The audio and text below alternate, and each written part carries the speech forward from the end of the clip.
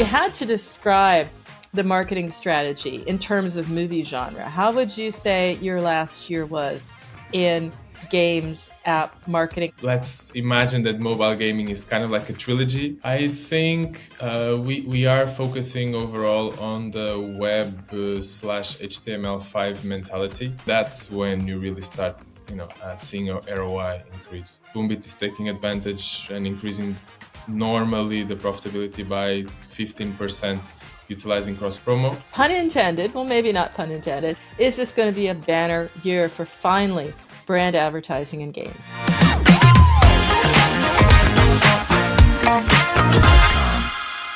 It's a new year, and yes, another year that I lead bold conversations with the biggest, brightest minds in marketing and apps and AI. But today I'm excited to introduce a new special series powered by Verve, where we look into the biggest trends. We've got big minds, big trends, everything shaping monetization, shaping ad tech, shaping advertising, insights with industry leaders who are also redefining what's possible. So let's get started. And today I'm thrilled to welcome Gonzalo Martins, VP of Marketing at Boombit. Gonzalo, great to have you. Known as a leader in mobile games at Boombit, but you're also an innovator and some pretty cool services we're going to talk about today.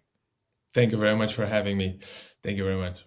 So Gonzalo, as I said, it's about taking charge of the change, understanding what the change is. That's probably part of your day job because you have a team of over 40 people. You are scaling games across genres, right? From hyper-casual hits to mid-core. You've been there, done that. You've seen that trend and you've jumped on top of it.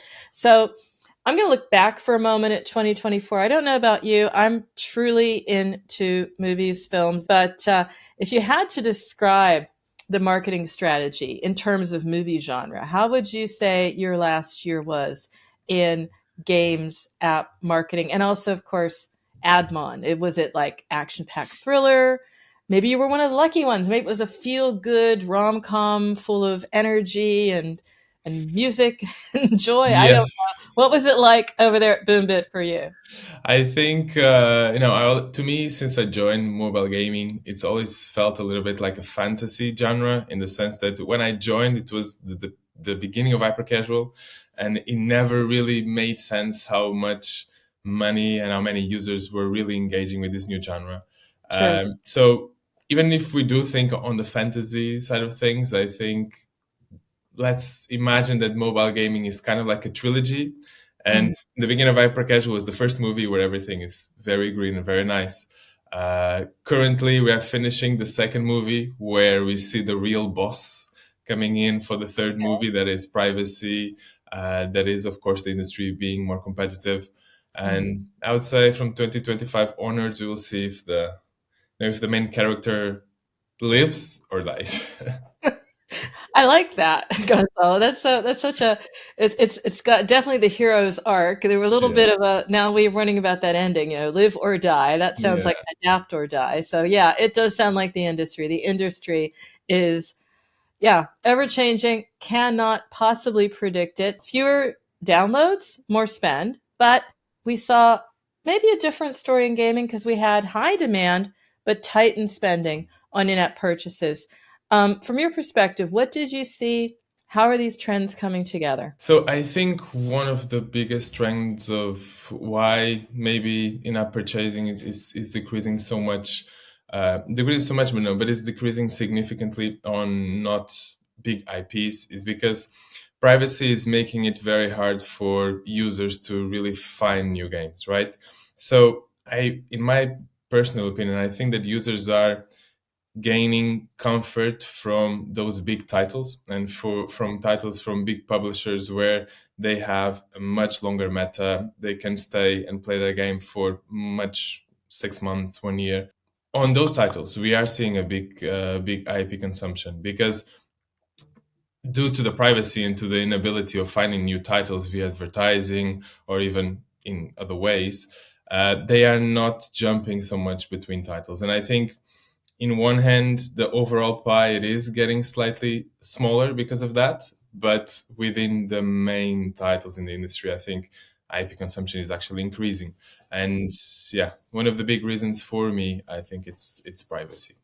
I hadn't thought of it as a discovery dilemma, but now that you bring it up, it is true because we don't have the ability to target as we did before. And in my opinion, that's why, for example, hyper casuals and hybrid casuals are so much more affected by privacy than the big ones, right? Than the big mid-core titles, the big IP titles, because the organic search is still working the same way, right? If you want a certain type of game, you're still going to search and you're still getting the same type of results. But then on the other hand, due to privacy, you're losing your own ability to really target the users that you're looking for. So it gets much more expensive, and users are not moving so much between titles. And Another thing that's shifted, of course, is the demographics, right? Because in the COVID, for the COVID bump, everyone was a gamer, everybody. And some people who were never gamers became gamers. So that was a different world. Now we have age and gender shifting, influencing genre preferences. What shifts are you seeing, and what types of games are attracting the younger audiences? Or alternatively, maybe you're one of those games that says, no, you know what? Take traditional nostalgic IP, go after a different audience. 30, 40, 50 year olds are also good. definitely, I mean, the older audience is definitely super valuable, and is getting, in a way, easier to target because the older audience is getting more and more exposed to new channels, to new social media, to new apps even. But to me, the interesting change is on the younger audience, because I think maybe 5 years ago, 6 years ago, right when all this rush of hyper casual was coming in, it was a perfect mix of a very attractive mechanics game wise for creatives, but at the same time very lower attention span from the users. So it was the perfect mix of play this game 2 days, move to the other one, move to the other one, and it was kind of like yeah, a snowball effect. Mm-hmm. While nowadays, I think because the younger audience already was got their new devices with games that are a bit more developed than all those hybrid and hyper casuals, even though they are still a young audience, they are getting more valuable and more valuable because they are getting more and more educated. Nowadays, I think it's real. That's why it's really hard as well for hyper casual publishers and studios to scale their portfolio. The audience itself that was there 4 years ago is not there anymore, because even the younger audience is super educated, and they want better games, more long-term games that actually took some time to develop. And I think even that demographic of the younger generation is definitely changing. If it's about player engagement, then hyper casual itself has to shift to fit that new requirement. And that is, in some cases, it's hybrid casual. In some cases, it's just hyper casual going more casual. I'm even talking to some studios that say, yeah, I can see hyper casual going more mid core. So it's this flow to absolutely entice and engage the user where they're at, the player where they're at. Where do you see hyper casual fitting into that? I think our view, it's more trying to take the best of both worlds. So the best, in my opinion, the best part of hyper casual is the attractivity of the creative itself, right? Is how you can increase IPMs with a very dynamic core mechanic, experience, let's say. And we are trying to take that experience, take the good thing of hyper casual, to apply it on the creative side, and then take the user to a more mature game. So on the game side, do it more on the mid core. So have a longer meta, have the season pass always constantly, just so that the user has like new content every month, and it feels that is a new content because they are buying the season pass. But at the same time, utilizing the hyper casual techniques on the creative side. And this is what is somehow working for us. The Mm-hmm. one what's in the middle, putting all of this together, for us it's cross promo.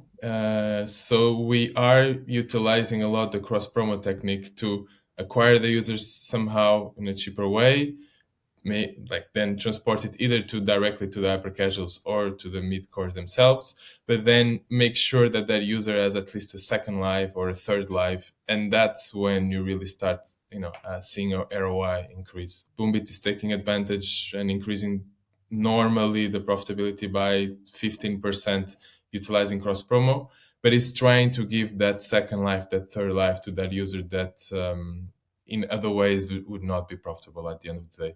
So, what does that look like, Gonzalo? I'm curious because you would need a portfolio of games, but then I hear other people who say, no, what you do is you sort of like cross promo even to sort of MVP games, to sort of understand if they're going to resonate, and then you understand you need to build those games. So it's cross promo 2.0.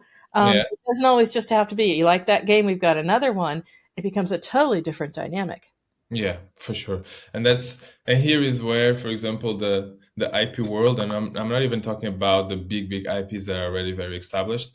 I'm talking about if you as a publisher start working on your IP, that's where you'll definitely take advantage and leverage all this user base that you have. That's what we have been doing at Boombit. We have, I would say, 3, 4 different cores inside of the games that we generate. We have the hyper casuals that are very vehicle oriented, cars, the trains, etc.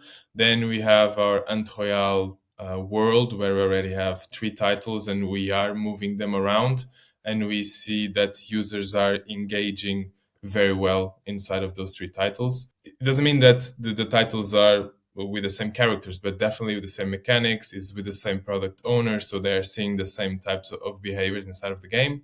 And then we have the hybrids and the simulators. And sometimes you are in a simulator that, if, for example, is car sales simulator, and you can go to car driving school, and then you can go to life simulator, and you can see that inside of the simulators, the users cross promote very well, and that's it. You need to work on your IP, even when sometimes it's not Pokemon, it's not Marvel, but it's just the game mechanics, the way the characters evolve, the way the the user feels the game, and that is enough for cross promo to be much more effective.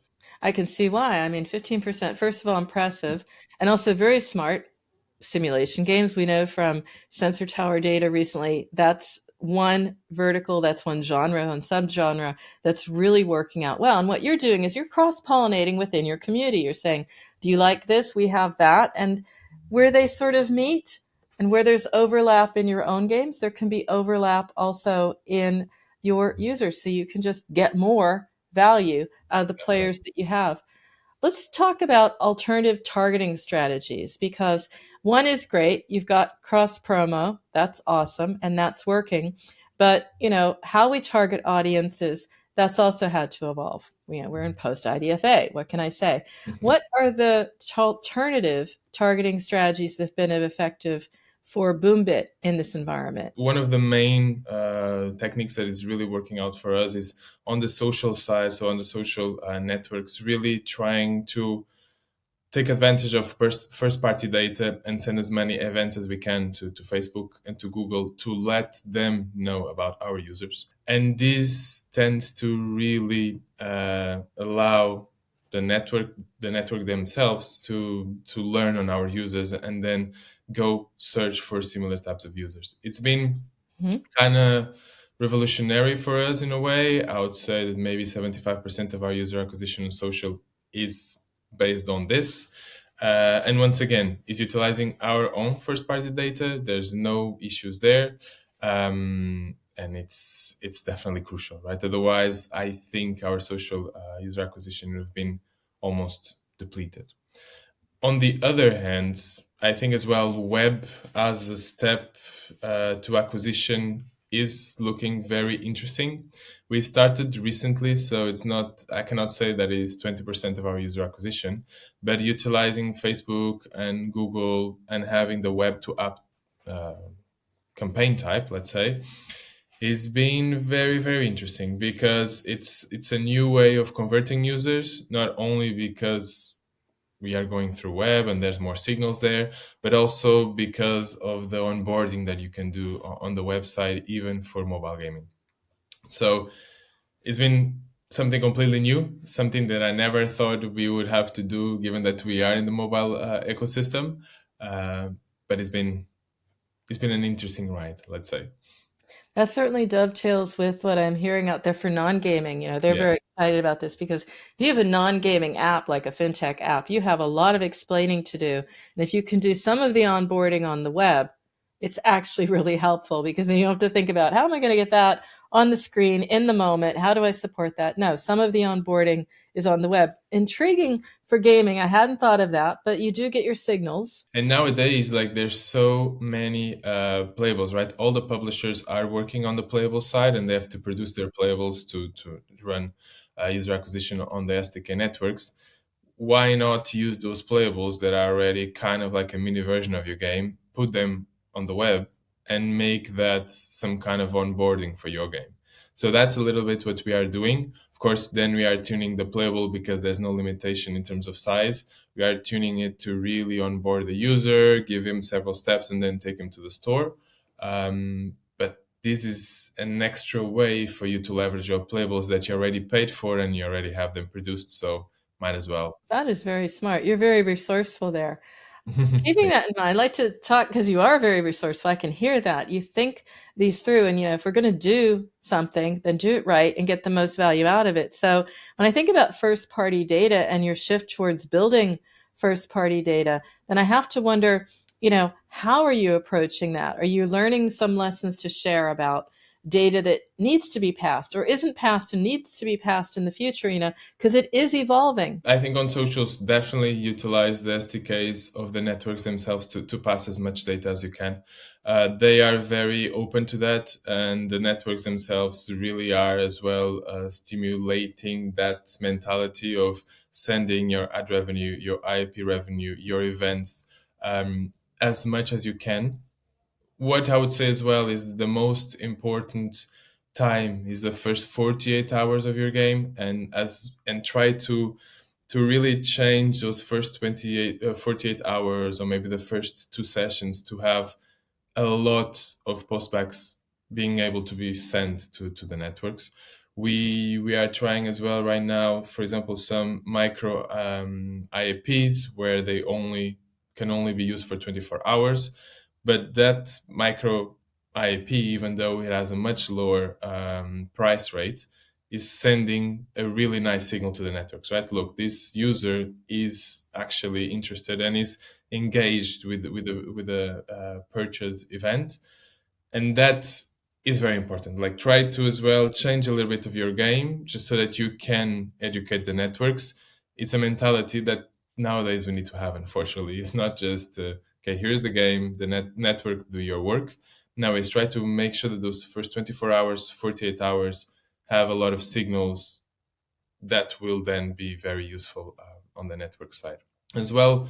For us, first party data also means the data that you're getting from your creatives. So it also, whenever you're producing a playable, whenever you're putting the playable on the SDK networks, we always have in the back several steps that could be tracked inside of the playable, because that is also telling us a lot about the game, about the users, about the user coming from a specific network. And we see that then for a plugin, we need to adjust the creative versus for Metagram or Iron Source. And this is also first party data if you really think about it, because it's user behavior, right? And you need to adapt your game to the users and campaign types that you are running, basically. Those signals are saying a lot. If you can get me up to an IAP, even if it's just a little bit of money, that's not the money. The pure gold is the data. I understood what triggered a purchase. I understand that. Wash, rinse, repeat. I am home safe. Yeah, that is 100%. Like me, for example, as a player, I never really did any IAP. So even if you give me a very small amount, a very small offer just for 24 hours, I will not engage. And the networks will know, okay, this person is probably not going to be a purchaser in the and you future. don't waste your money trying to get you because you fish where fish are. And if you're going to Exactly. be a minnow, Gotta leave you there. Uh, Exactly. I get that. Also, with mobile identifiers becoming more limited, because you are looking at, of course, AdMon. What's the key, or what are you exploring? Since there's not really an answer to sustaining these audiences, mitigating challenges like what we're hearing about the dips in programmatic eCPMs. I know. So I think something that has been working well for us, it's been a surprise. It's been in-game advertisement. So the in-game ads from the partners in the industry have been working pretty well compared to what I was expecting. Let's say, some games are even talking about 20% of the ads revenue being in-game ads. So that has been a nice surprise. And with this, we also learned a little bit about in-game placements, and that is as well allowing us to improve a little bit our cross promotion, right? The cross promotion placements, where to put, because something very positive about cross promotion is that it's not affected by seasonality, by external impacts, because it really, the only metric that impacts cross promotion is daily active users, right? The more daily active users you have, the more you will cross promote, whether if it's Christmas, whether if it's summer. The CPMs have no impact here. Of course, then when the user moves to the new game and starts seeing real ads, then the CPM there has an impact, but then is incremental, right? It's like a second life to the user. Mhm. So on one hand, yes, we are doing in-game ads, and it's been very impactful, and especially an additional revenue to what we've been seeing from the classical ad placements. But at the same time, I feel like cross promotion can support you there to not be as vulnerable as you may be with like seasonal impacts and external factors, I'd say. What about that brand involvement? Because it's very interesting. They're saying, yeah, this is really making sense because this is the new audience. This is where we reach people. But we're not seeing the spend there yet. What do you think about that going into 2025, and even maybe a little bit for Boombit? Pun intended. Well, maybe not pun intended. Is this going to be a banner year for finally brand advertising in games? Yeah, it's there's a big partner coming in, right? So Google Immersive Ads is in beta. We are already testing it, and they definitely have that brand inventory, right? And Mm, I think that will be a game changer for the industry, in the sense that Google will definitely start pushing a lot of brand programmatically, of course, mm, but they will see that maybe the mobile game users are as well engaging with brands, are as well as attractive to brands as gaming is. Of course, with a much lower conversion rate, much lower, I even say trackability, because there's not the install moment, there's not the purchase moment. But the fact that Google is coming in, and already we are seeing in the games, in a few games that we are testing, that performance is good, is mhm. face to face or head to head with the other in-game publishers. It could be that first moment where brands really goes into gaming, and then it's just going to be kind of like a snowball effect, Yeah. hopefully. It will, because games are entertainment, and we know what happens when brands enter the entertainment industry. You have different approaches. I'm not saying product placement, but you see where they become an integral part of the experience, and it's not at all disruptive. If Yeah. they come in with their good ideas and their innovation, a lot can happen. So what you're hearing here is that everything's a moving target. Everything is always changing. It's always exciting because that's why we're in the industry, but monetization in particular, a moving target, especially in mobile gaming. What are the innovations that you're seeing, and how do you keep up with it? We are definitely focusing a lot on user segmentation on the game side. So we need to adapt. Like our games cannot be static to then all this infinite amount of different campaign types that networks are giving us.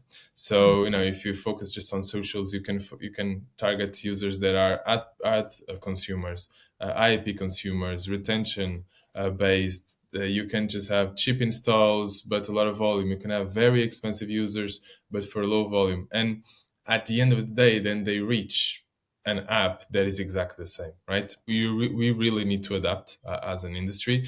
But for us as Boombit, that is the next step, is trying to send ad ROAS users coming from the ad ROAS campaigns to an ad heavy version of the game, and then when you're doing IAP ROAS, sending it to a version of the game that is more IAP oriented. Is We are doing it already in on the other side of the coin. So we are now on the monetization side doing user value segmentation and adjust the waterfalls based on that. So if we see that the user is already receiving a very high ECPM from the first impression or second impression, we are adjusting the waterfalls just so that we are asking the networks, especially the non-bidding networks, much higher CPMs for that user, just so that it's not a static waterfall for all these different types of users. But we need to do it the other way around. That is, on the game side, definitely adjust the game for the type of users that you are receiving. Very smart approach. But another really cool thing, and I'll be getting into this more and more in the new year as I've heard about it from you in prep, you're moving into BI as a service, which is helping other companies in the gaming space, make that match, understand business intelligence and how to make that part of a strategy. It's not just an add-on, it's a service that you're offering them as well, helping them literally, I'll say it again, pun intended, up their game. Tell me about that. Yeah, so we've been working on our BI tools for a long time, at least for the past 5 years, and we've been building and building them in order for us to launch our games and to be successful, right? To be profitable, always adjusting to the privacy changes, to the newest SDKs, to the newest needs in terms of campaign types. And at some point, we just kind of looked back and we saw what we have built in terms of the old infrastructure, and we started seeing that there was not a lot of solutions like what we've built out there in the industry. So we started talking with a few partners in the industry, and there was definitely the interest there. And we decided, why not, right? Why not start selling it as a service? Because we know that it needs to be 100% compliant with the industry, because we are using it for our own games, and it needs to be always constantly updated for our own good, right?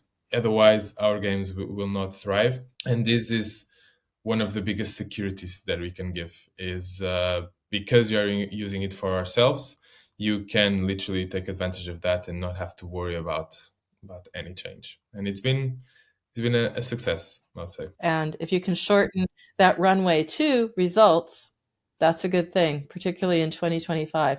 It also underlines how important tools are becoming, like your BI tool. It's about tools. It's about partnership. Look at you. You'll be partnering with studios, which shows that, it doesn't always have to be competition. Other partners out there, your DSP partnerships, your SSP partnerships, they are also important and evolving. And I've asked some marketers, it's almost like a wish list for 2025, because we don't have all the tools yet.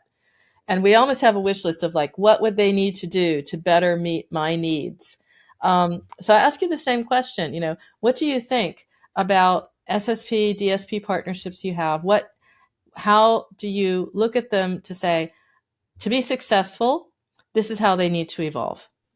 Yeah, I think something that it's always been missing, right, is how, like, they do have all the data on their side, and somehow the benchmarks of what is pushing the biggest campaigns to spend more, the worst campaigns to spend less, and it should be somehow open to everyone, just so that I know, okay, I have a new title that has this type of retention, this type of LTV in this genre, and my creatives are having this type of IPM.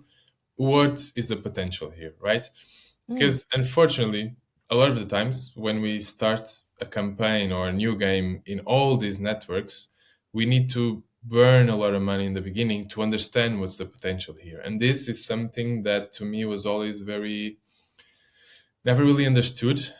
Because at the end of the day, you can say, at least with, let's say, 80% probability, that if you have this IPM, this LTV, this retention, you will be able to spend 5K a day on these geos.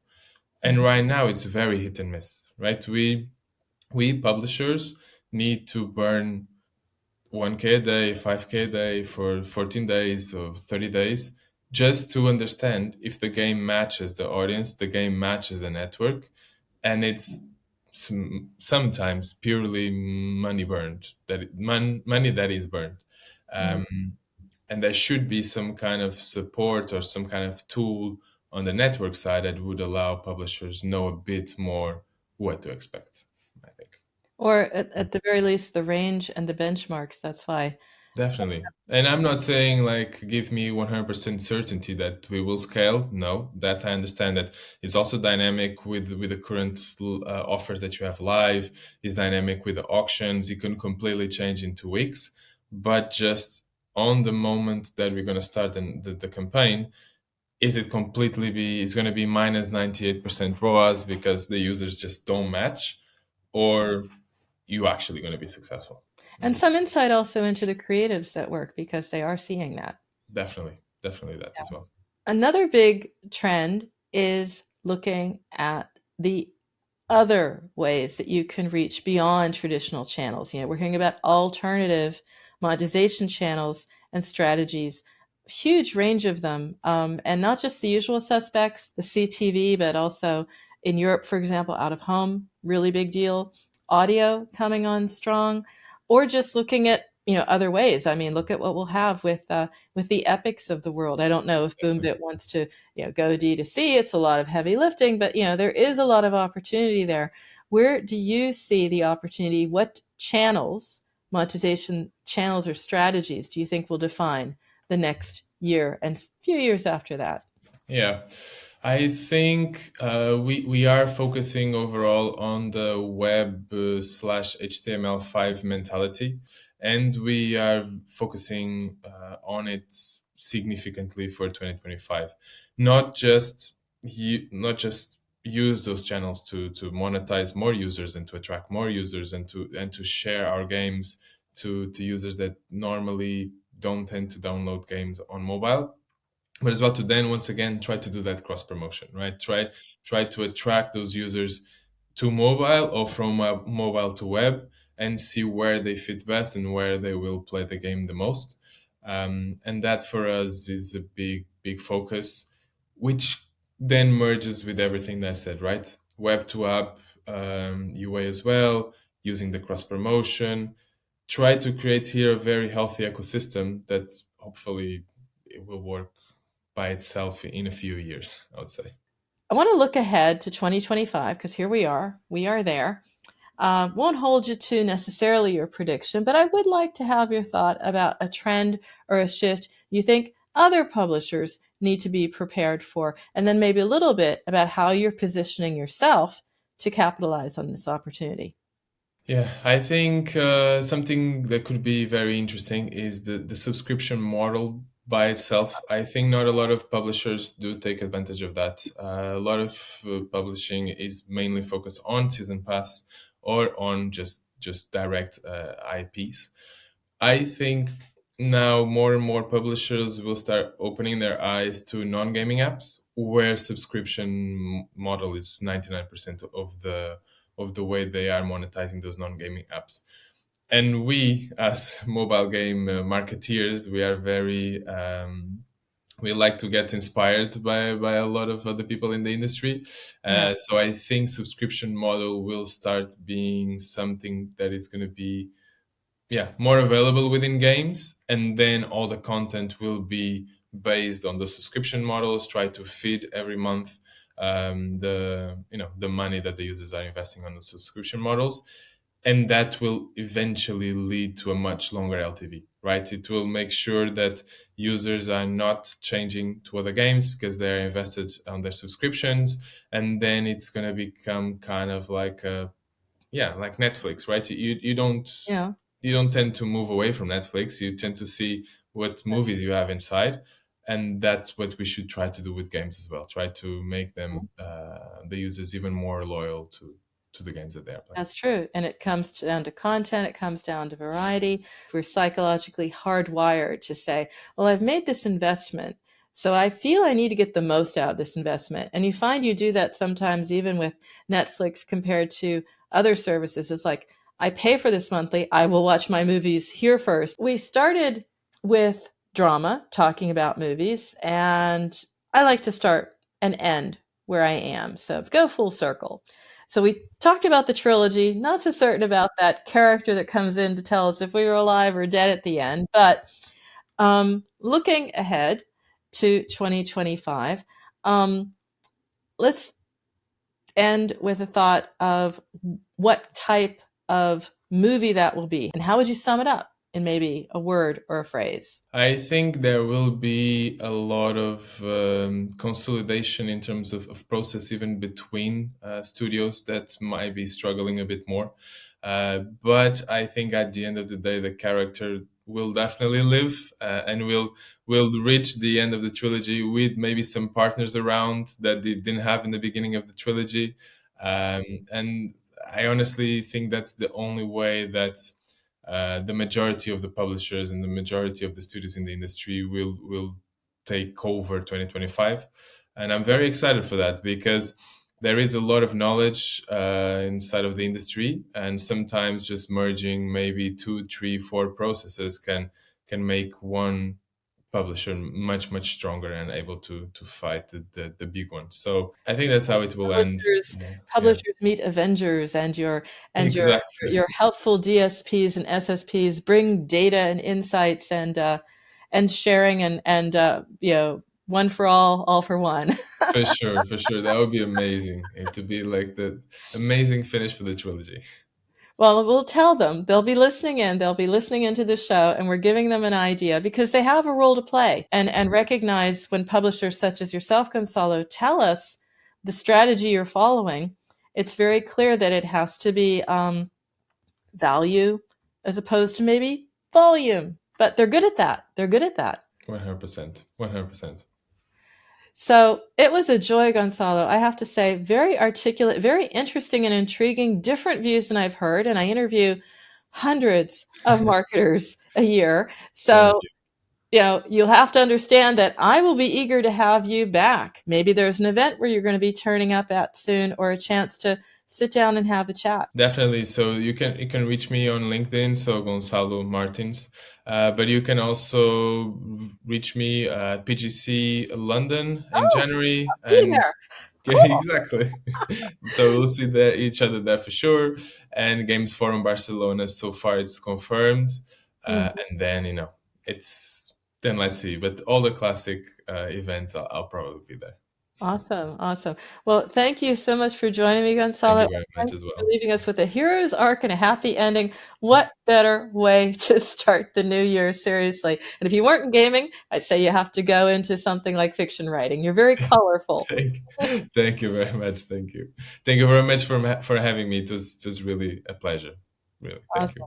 And to our listeners, you can see we have fun here, and we do have education. So it's edgy, it's educational, and it's all here for you. And it's just getting started, literally. Lots to do, lots to find out, lots to learn. So don't forget to subscribe on Spotify or YouTube for more insights like leaders, big minds like Gonzalo. And until next time, of course, stay in the groove. And of course, if you're tuning into In the Groove on YouTube, well, go ahead and smash that subscribe button. It will allow you to stay up to date with the series. And not only that, enjoy the pure gold of knowledge and insights our guests bring to every episode.